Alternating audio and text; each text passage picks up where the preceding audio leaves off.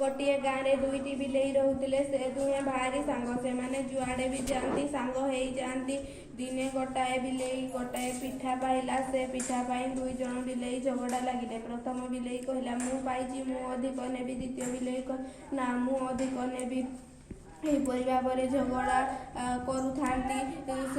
दूर रे बसी गछ उपरे बसी माकड़टीए देखुथाए।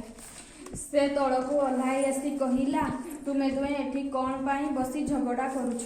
दुई बिलेई पिठा पाइबा कथा सबू बुझाई माकड़ को कहले। बिलेई दुहे तार समाधान करने माकड़ को अनुरोध कले।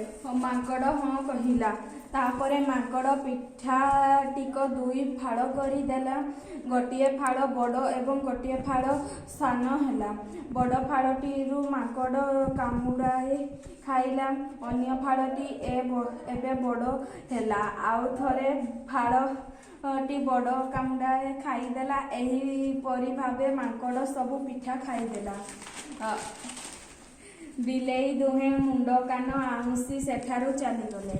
एथिरू आमे शिक्षा लाभ कलु जे दुई जनक मध्य झगड़ा हेले तृतीय जनकर लाभ हुए।